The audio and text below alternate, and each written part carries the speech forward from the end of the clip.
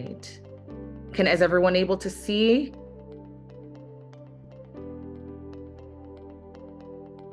Okay. All right, I just wanted to really kind of talk briefly about what is the Kajanga Wellness Project? And it's a Black-led grassroots project designed to initiate supportive community resources for children, youth, adults, and families within Durham region. We strive to build our community foundation and promote holistic teaching and education, and also promote mental wellness and healing from trauma. So that's just a brief description into what the Kajanga Wellness Project is, what we do, and some of the things that we strive to do in the future as well. All right, and I just want to quickly do a land acknowledgement as well. So Kajanga Wellness Project acknowledges the land and people of Mississauga and Scugog Island First Nation. We are thankful to be welcomed on these lands in friendship. The lands we are situated on are covered under the Williams Treaties and the traditional territory of Mississauga, a branch of the Great Anishinaabe Nation, including Algonquin, Ojibwe, Ottawa, and Potawatomi. These lands remain home to a number of Indigenous nations and people. We acknowledge this land out of respect for the Indigenous nations who have cared for Turtle Island, also called North America. From before the arrival of settler peoples until this day, most importantly, we remember the history of these lands has been tainted by poor treatment and a lack of friendship with the First Nations who call them home. This history is something we are all affected by, and we are all treaty people in Canada. We all have shared history to reflect on, and each of us is affected by this history in different ways. Our past defines our present, but if we move forward as friends and allies, then it does not have to define our future. All right, so I just want to also talk briefly about the African Canadian acknowledgement as well. As we begin, let's pause for a moment to remember our ancestral roots and the enslaved African people that were stolen from their homelands and traveled through the transatlantic route to build on lands we know as North America. Let us honor the enslaved people who built this nation. Let us recognize the histories of Ontario and across Canada as complicit with the racism of white supremacy. We recognize that these difficult histories persist in present-day racial realities. We commit to dismantling racism in all spaces, and we invite you to come together with us to create change. Now, without further ado, it is honestly my honor to welcome our guest speaker, Melissa Taylor. So Melissa Taylor, MSW, RSW, is the daughter of enslaved Africans whose languages, stories, and practices were fractured and reconstructed on a small island called Jamaica. Her lived and professional experiences on colonized land, Canada, has called her into the study of ancestral memory and neuroscience. She has over 15 years experience in the social service sector and works in the private sector as a psychotherapist, social worker, and anti-racism facilitator. She specializes in generational trauma with a strong focus on anti-Black, anti-racism, and anti-oppressive practice. Wellness Project, a holistic project. So we welcome you, Melissa Taylor. We are extremely excited to have you here in this space and to just kind of hear what you have to say on the topics that you're about to discuss. And I will let you take it away from here. Welcome, Melissa. Thank you for having me. I'm just gonna take a moment to share my screen.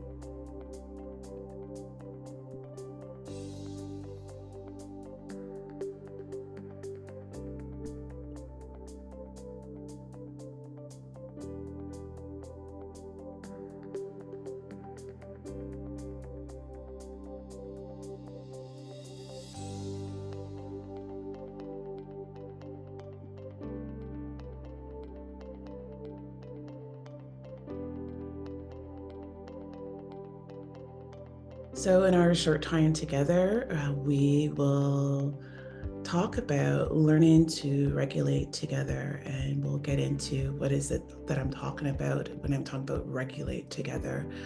I like to interact with people, so feel free to leave a question or a comment.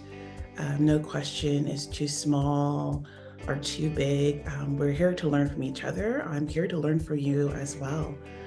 So feel free to leave any sort of comments or questions into the chat. I just want to invite folks to take a moment to center themselves. I don't know what kind of morning you've had or the day that's ahead. I just invite you to join me in this simple practice. In this practice, you can leave your eyes open or leave your eyes closed, completely up to you.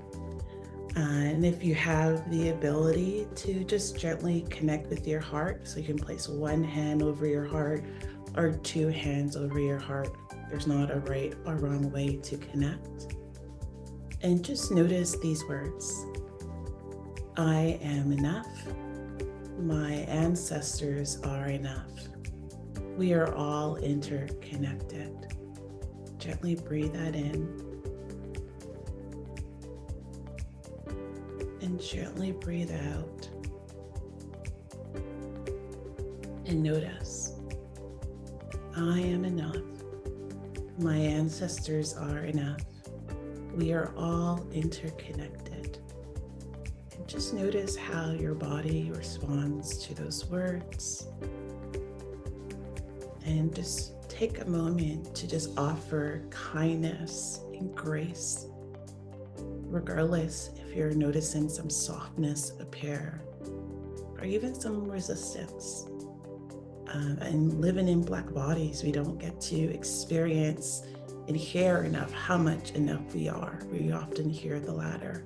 So I just want to invite you to take this practice with you into the world.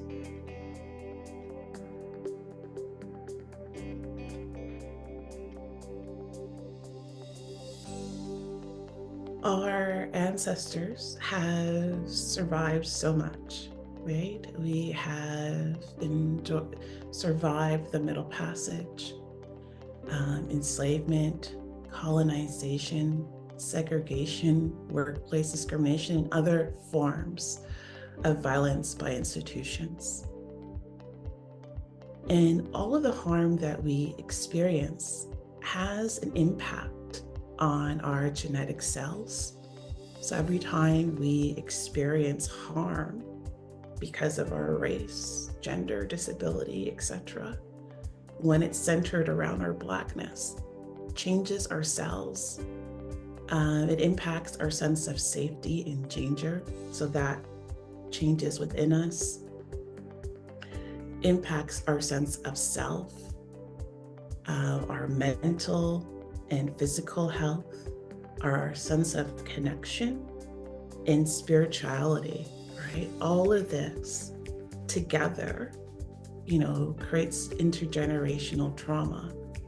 And intergenerational trauma impacts, how we connect or not connect with our family, community, and our internal world inside.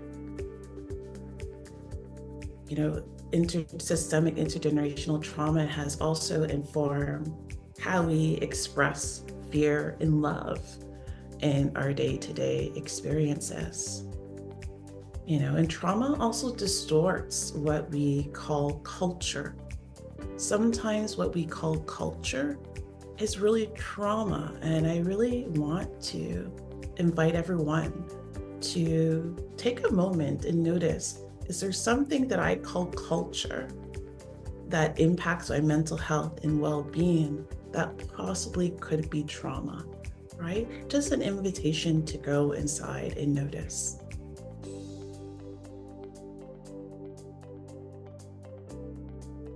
When we experience anti-Black racism, it impacts our mental health, and it impacts our mental health because it dysregulates our nervous system, right? So when our nervous system is dysregulated, so our nervous system is our nerves that expand across our body, it automatically puts online our fight, flight, and freeze response, right? So when we're dysregulated and our fight and flight response comes online, we may notice that our heart rate goes up. We may notice that our GI tract is worsened. We also may notice that we're bracing for impact, danger, right? This is called dysregulation. The opposite can happen when our freeze response is activated because of anti-Black racism.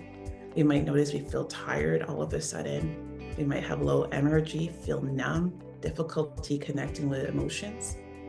We might notice that we might disassociate, so not having a full awareness of the presence, and it might be really difficult to connect with others, right? So this is what happens to our body, our system, when we feel dysregulated. And because anti-Black racism is everywhere, it's global, this impacts our health outcomes. So this impacts when we're constantly dysregulated, impacts our risk level to chronic health conditions like diabetes, high blood pressure, etc. It also increases our risk for certain forms of cancer, as well predisposes to various mental health disabilities. So this is not a small thing of having a dysregulated nervous system. And if you can also take that a step further, if we are dysregulated in connection with the people we love, it's going to impact how we communicate, how we demonstrate fear, and how we demonstrate love. So my question to everyone, and I just want to remind folks, there's not a right or wrong answer. For some people, this is old news, and for other people, this might be new. But I wonder if you have given any thought, what are some Black parenting and caregiving impulses with a dysregulated nervous system, right? So when you notice that you're dysregulated, how does it impact your ability to parent or be a caregiver? So whether we're talking about children or your parents, how does that look like? I'm gonna go into the chat.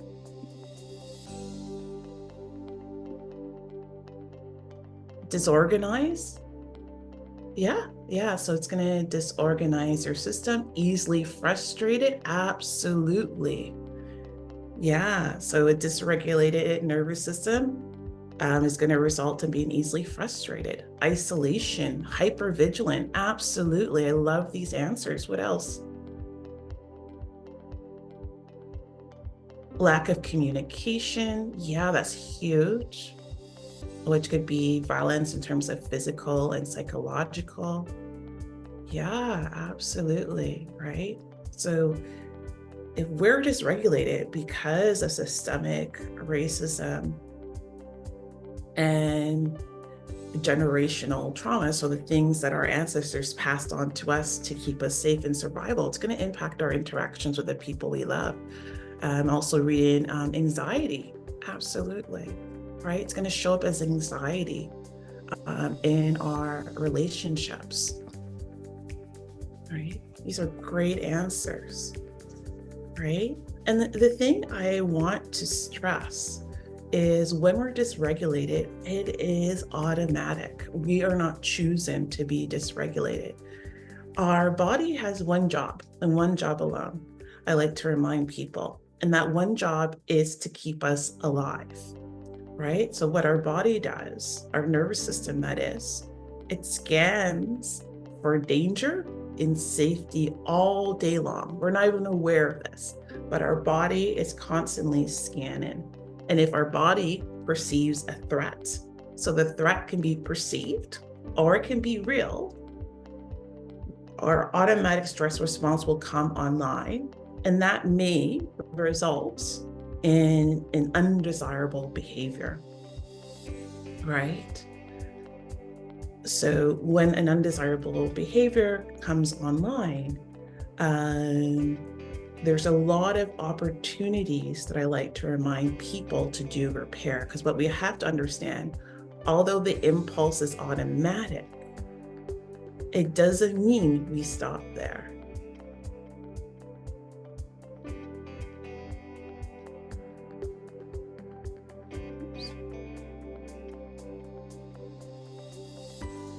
So when we're noticing our nervous system is activated, and whether that looks like isolation or anxiety with people we love, this often creates a rupture in the relationship, right?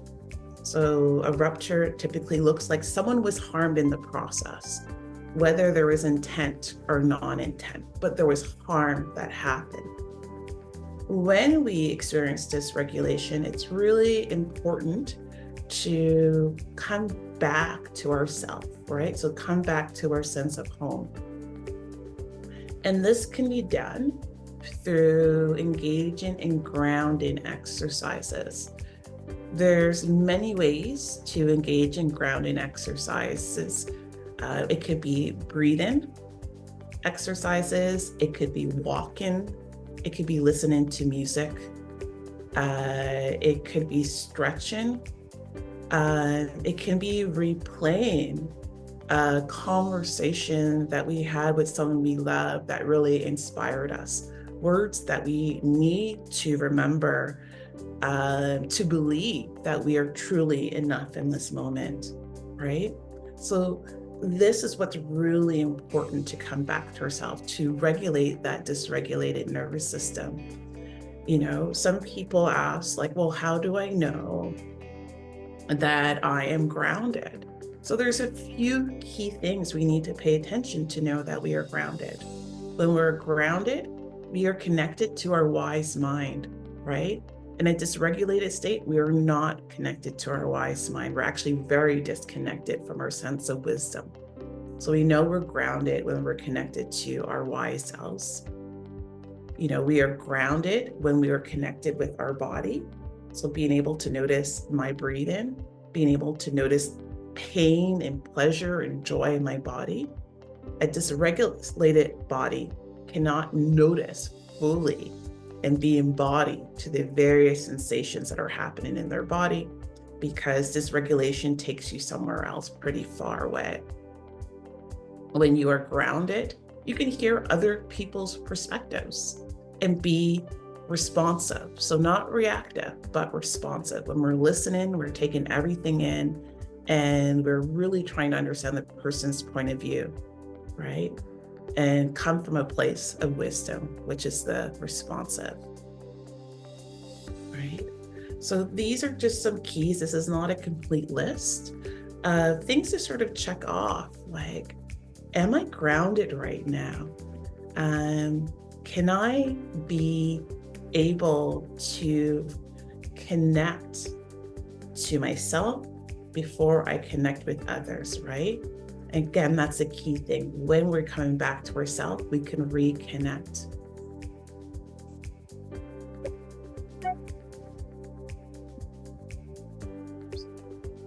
Sorry about that. This keeps on jumping around for some reason.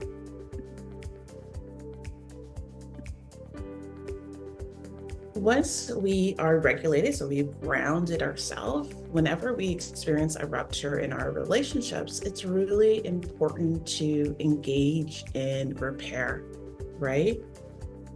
So repair looks like taking responsibility and accountability for what happened, right? And I like to stress this to people who have experienced rupture in relationships. So whether that is calling someone out their name, or whether that is being too harsh or neglectful in some way, there is always an opportunity to repair. When we are repairing, we are breaking generational cycles. So what responsibility looks like is be able to name what was happening inside when we're dysregulated, what was the trigger, what activated it, without blaming the other person, but just taking responsibility of like how my body or your body responded to the situation. And also taking accountability. So accountability is more than an apology. Accountability is being able to name what are the things you are willing to do going forward to minimize this rupture from happening again, right? And not just say it, but take an action. And if you don't know what that looks like, the ability to say, hey, I don't know what this needs to be, but I'm gonna go out and ask for support, right? Because not taking responsibility or accountability when we hurt the people we care about, the people who look like us, all we're doing is reproducing white supremacy in our homes, in our relationships, whether they're platonic or romantic, when we don't take this step of repair.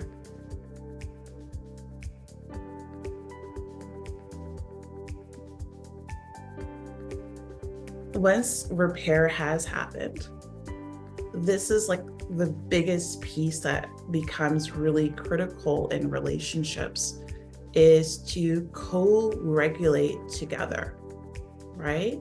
So co-regulating is similar to coming home to self, but this time we're doing it with the person that experienced harm. So we can't force this on the other person who experienced harm, but if the person is willing to understand that we are responsible and we're willing to take accountability, when they're ready, we want them to engage in co-regulation. This is particularly really important when we're talking about our youngsters, right? Our youngsters who are under, believe it or not, 25, right? The human brain, especially the frontal lobe, is not fully developed until someone's 25 years old.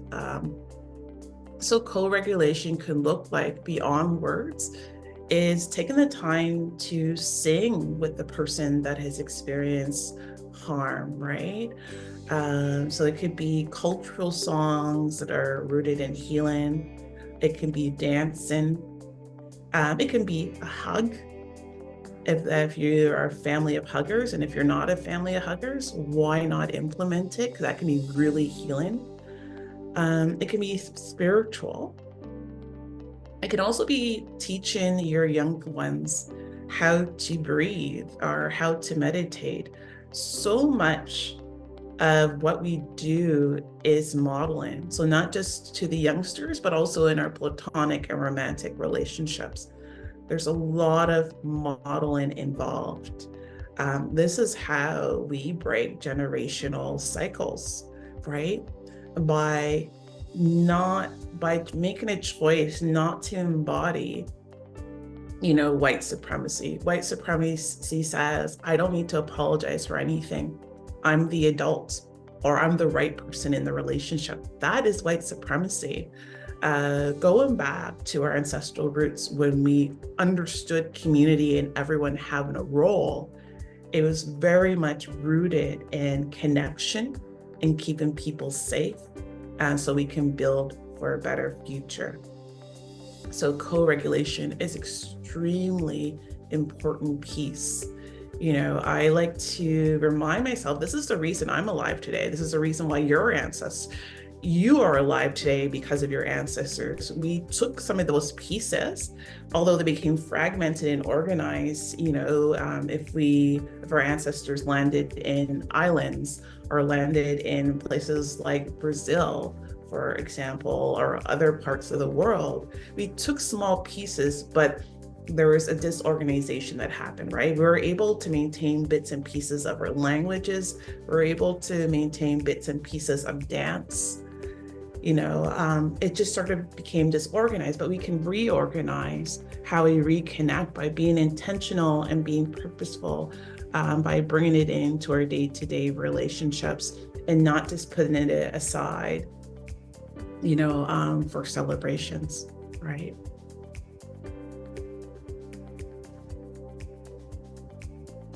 And I just want to end with an exercise, and we'll get to questions and comments in a moment. I see there's a few questions there, and I'll get to them very shortly. But I want to invite everyone into an exercise. And just take a moment as you're doing this exercise to notice how your body responds. Notice sort of what thoughts come up. And anything, there's not a right or wrong way to respond to this exercise. It's going to be similar to the first exercise. So really connecting with your heart space, and just really allowing yourself to explore the words, right? I'm wise when I'm connected with my heart. I am brave when I take accountability. I am love when I choose to break generational traumas. And just gently breathe that in and gently breathe that out. I am wise when I'm connected with my heart. I am brave when I take accountability. I am love when I choose to break generational traumas. And just let that settle into your cells, into your body, into your heart and lungs. Just notice what cells need to receive this information.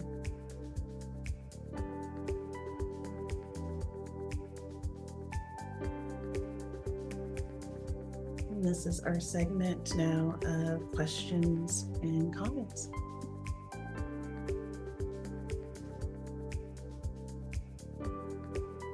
So I'm seeing in some of the comments of coming back to self, engaging in grounding exercise to help assist with our dysregulation nervous system.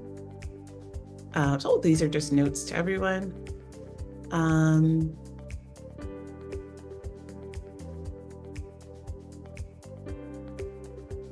So these are just comments to everyone. So I wonder if anyone has any questions or comments or anything maybe I fast forward too quickly and you're like, oh, can you go over that? Or do you have a follow-up question? So it can be something that you're like, I'm not even sure if this is connected, but I would like to know more about it.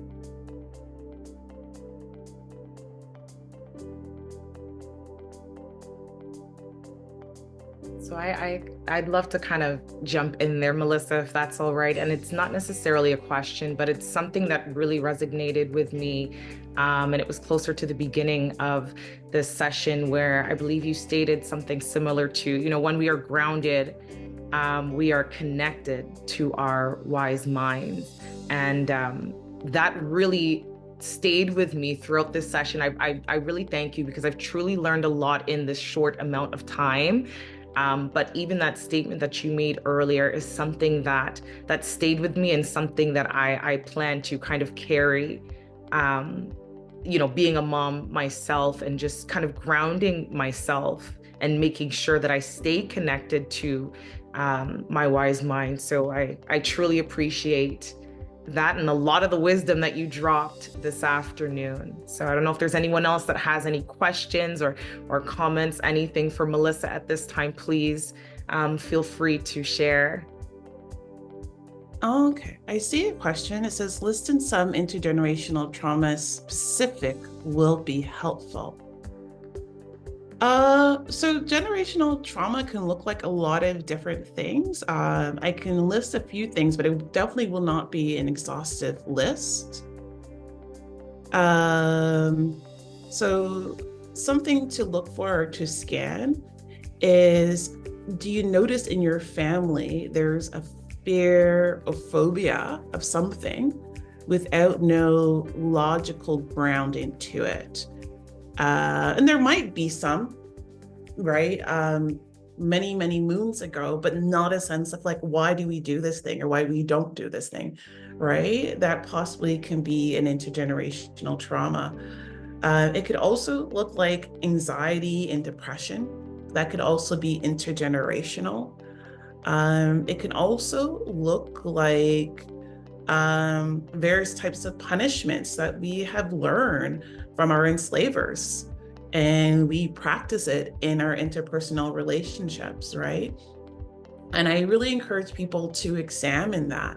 There's some things in my family I can say that we call culture, that when I look at it, I'm like, no, this seems like trauma. Seems like something that our ancestors have learned from our enslavers, and we passed on to our children in an attempt to keep our family safe, right?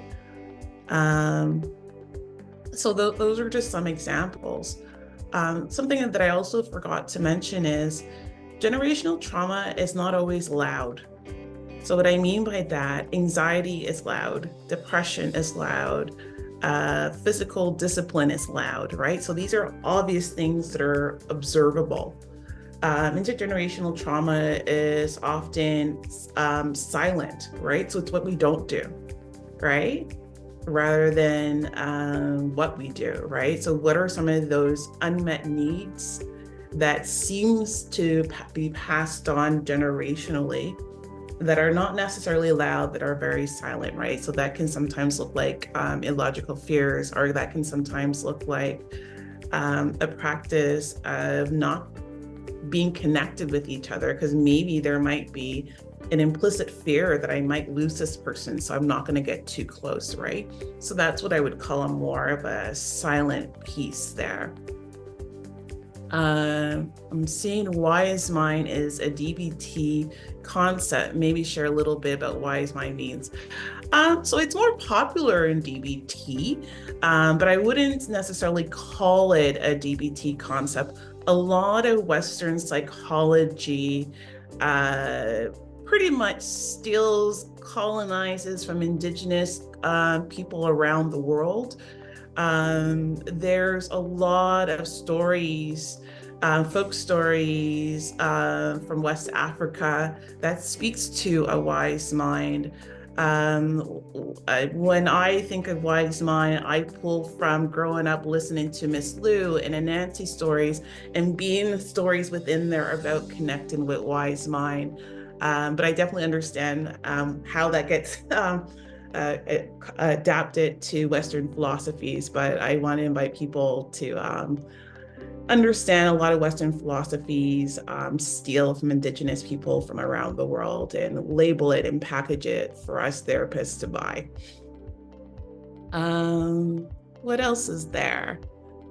I have a large family, and there's separation and silence. No one confronts the issue. Yeah, that is a big piece, right? So a lot of that can be fear-based, and it could be, if it's happening generationally, the source is not even known why that happens. But my instinct will say that it's fear-based. And what I would do, because we can't force our family to investigate, it would be helpful as an individual to notice how your body responds to the silence. There's often a lot of information there. When we connect with our body, we get to go a lot more deeper in terms of what are some of the subcontexts of the silence. How do we begin to work towards trusting and not isolation as a default for needing to feel safe?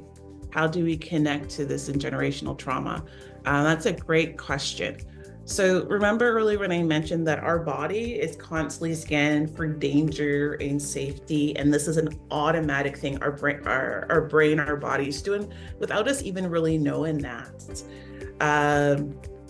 So one of the steps is for us as I'm saying collectively for us, to not just identify our triggers. I feel it's easy for us to identify our triggers, but to investigate what helps us feel safer.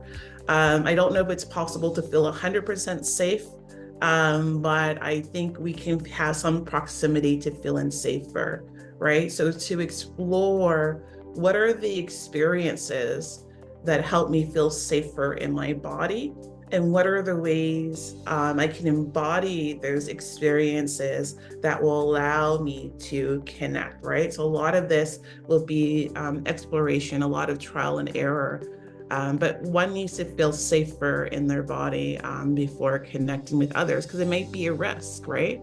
My ancestors were stolen, and families were actively fractured and separated from one another, right? Which has impacted parenting, it has impacted relationships, and this has been passed on for many moons, right? So there's a lot of distrust that is not spoken of. Learning how to trust each other is a lot of intentional work. It's not something that is organic, but it's possible. It just takes a lot of work. Do you know of any free supports that can assist with this trauma stemming from intergenerational trauma from abuse?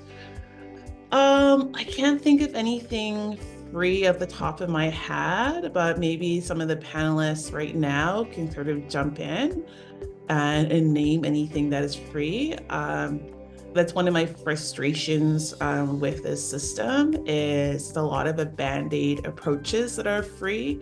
And it's also a part of the government not taking responsibility for the harm that particular communities, our communities, have experienced, right?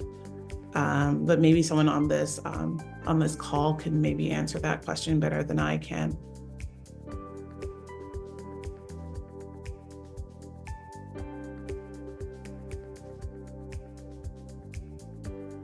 Would you recommend addressing past issues to assist with healing in families?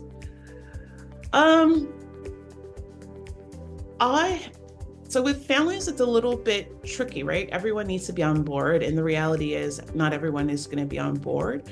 The work really starts with you, to be honest, right? So being able to model that behavior, I think it really is important, not so much to visit past events, if this makes sense, but to notice how those past events impacts your body and your behaviors. A lot of the work starts with you and modeling the behavior, and interacting with the people that you care with differently, opposed to repeating. I'm wondering about symptoms like anxiety, disorganization that are sometimes diagnosed as ADHD, which may very be well what it is, but I wonder if these types of diagnoses were actually the result of intergenerational trauma. Can you comment on what types of therapies might be helpful? This is a great question. Depending on who you talk to, it's going to be split across the field. There's people like myself, and there's other experts that will say, absolutely, it's intergenerational trauma. And there will be people that will say, no, it is what it is. So anxiety is anxiety, depression is depression, ADHD is ADHD. There's lots of overlap. I think there's room to say both. It doesn't have to be one or the other, but depending on who you talk to, you're going to get different answers. And the reality is we're just scratching the surface.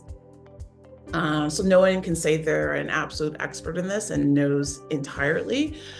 I would say if you were going to engage in therapy, I wouldn't say a type is more superior than the other, but what I would say, it would be important to find a therapist that is relational. A lot of good work can come out of working with a relational therapist that understands the importance of relationship and understands the importance of the body plays in your healing.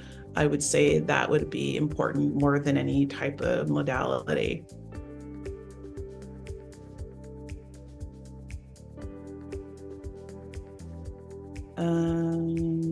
Free, no, unless you have EAP at your workplace, and then you can ask for Pacific Cultural Pacific therapist that has experience working post-traumatic trauma. Yep.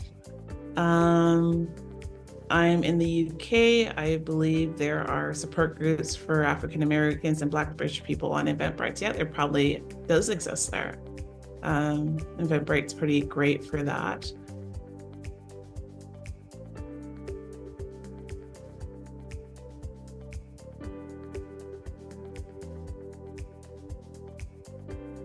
Yeah.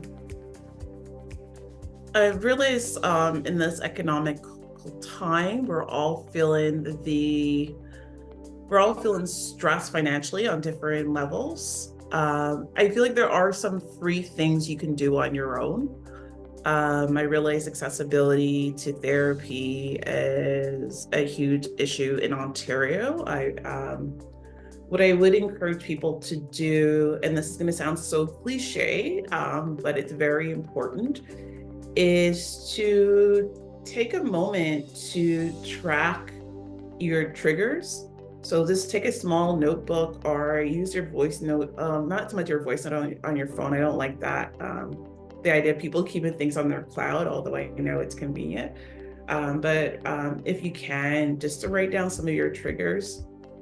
I think it's also really important not just to focus on your triggers, but to explore the concept of love. Trauma sometimes creates a distortion of how we understand love. So just explore what love is for you. What do you want in love?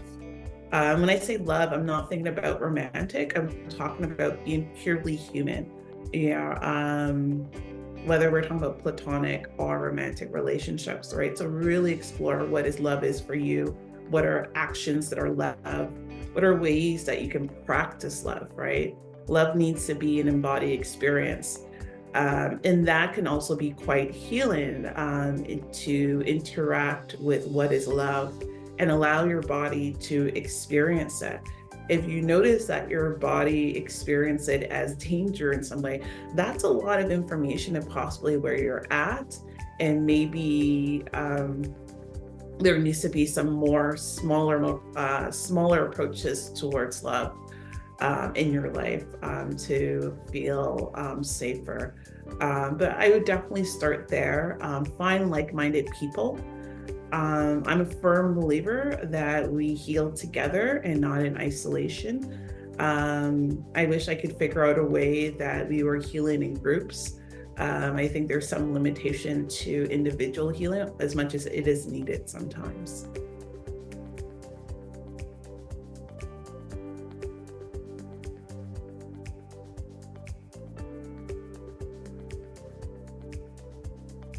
I really, really want to thank everyone that's on the call today for your excellent questions and your comments.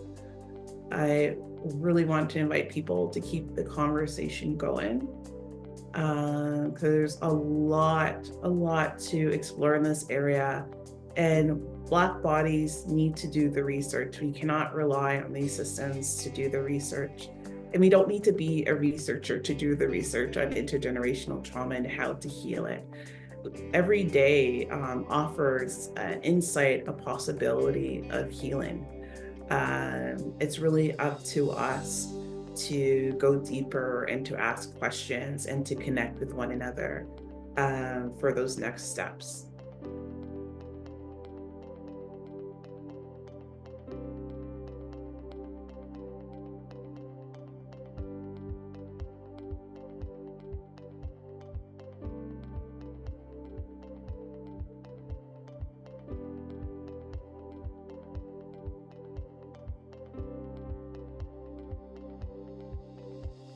I still want to really keep the floor open and see if we have any further questions, anything that we have to ask Melissa. Now is the time.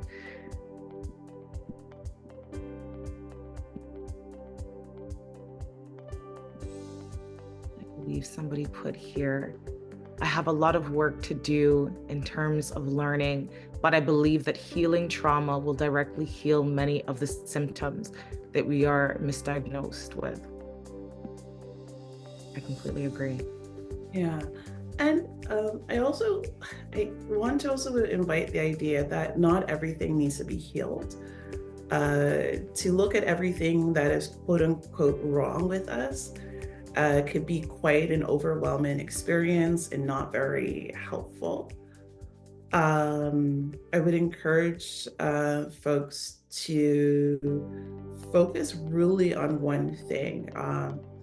The interesting thing is that I didn't add to the presentation because I just didn't really know what our time would be like, is some of the things that are like a quote unquote trauma symptom has really helped us be alive today, believe it or not.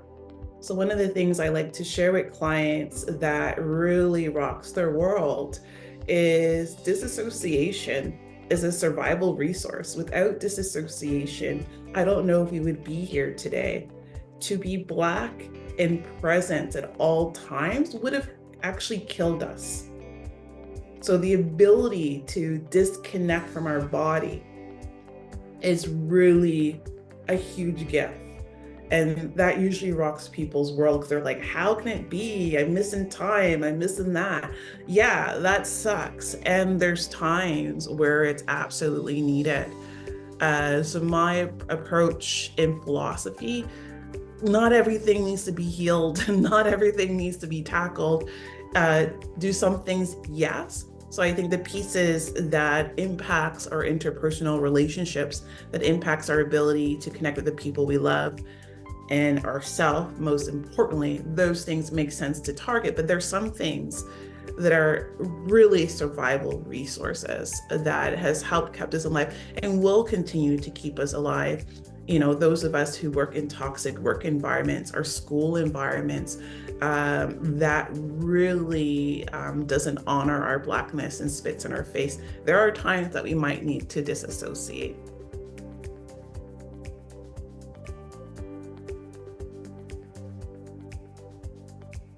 Yeah, absolutely. We didn't get here by being naive. Absolutely. I firmly believe that. And I shared that because it's so interesting doing my line of work. As much as I do these trainings, I'm keenly aware of the role of white supremacy plays. So I'm constantly like learning and taking what makes sense and throwing the rest away. What white supremacy is really good is pathologizing symptoms as a disease or disability that needs to be cured or problematic. And that's not always inherently true.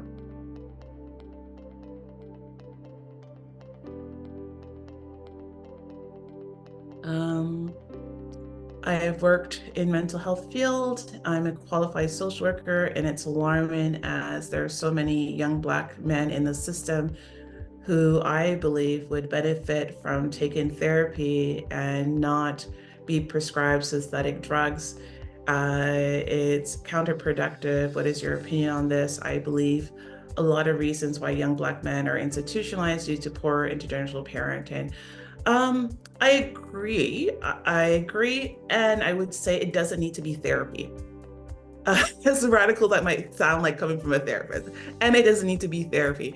I think there's so many other ways of healing. I think what would be great if we changed the way we roll out education would be really helpful to really support children and youth who are really at risk, to have good modeling of role models, so people that actually look like you, that can take you through the steps of like when you're feeling angry or overwhelmed, that someone can work with you through those steps in real time.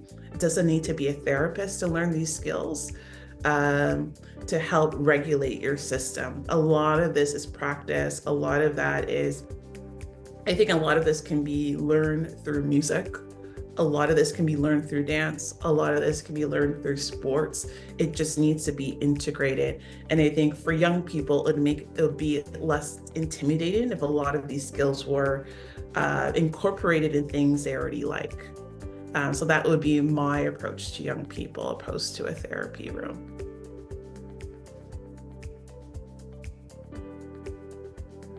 Yeah, absolutely. Bottoms up approach. Nothing beats a bottom up approach. So much learning happens somatically. One of the things that are really important to remember is most of our learning is somatic in nature. Our frontal cortex of our brain is continually to develop until we're 25.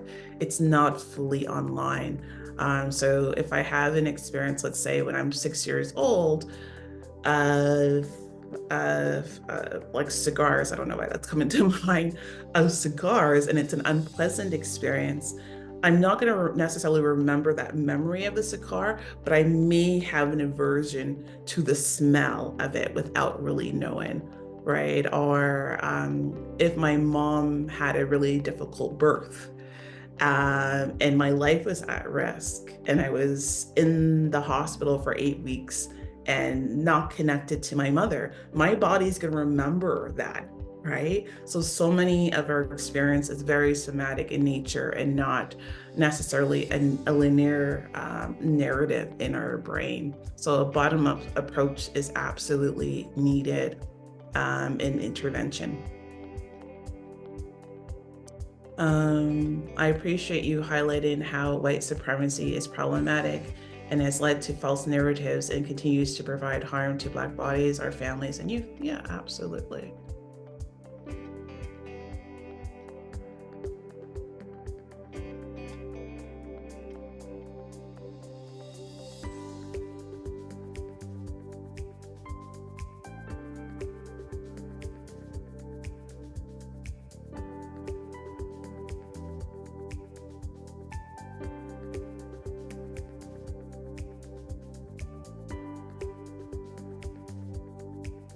All right. Okay, I think that is the end of it in terms of questions. So again, Melissa, we really just want to thank you for taking the time during this Lunch and Learn. This has been incredible. I know that I have a lot to really take away and think about, and I'm pretty sure that everyone else here that's watching is as well. So we truly appreciate you. We appreciate the knowledge that you brought to this webinar and just everything that you've expressed to us. I'm grateful, and I know that I will take this away and really start implementing these things and really start thinking about these things. You know, having events like this, Black Mental Health Week, it's extremely important, and we learn a lot and we're able to grow as a community. So having you in this community and being able to kind of use you as a resource is something that we truly, truly appreciate. So again, from the bottom of my heart, thank you, Melissa, for being here, taking the time. I hope that you all that are watching and listening have really been able to take away from this and have learned a lot, just like I have. So thanks again. Great. Thank you for having me. Take care and be good to yourself.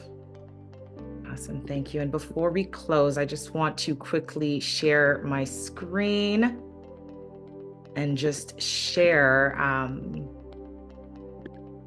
some of the events that we have coming up this week, if that's all right.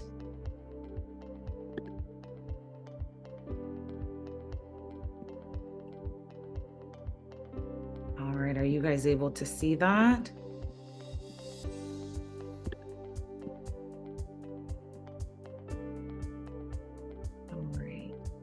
So we do have our Black Men's Mental Health Panel, and that will be this coming Thursday, and it'll be held from 7 p.m. to 9 p.m.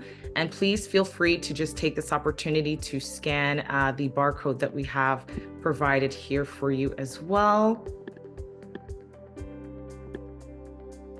And then lastly, feedback. We'd love to have your feedback. We'd love to connect with you all. So if you have an opportunity, you can go ahead and scan that barcode as well. And I'll leave that up for a quick second.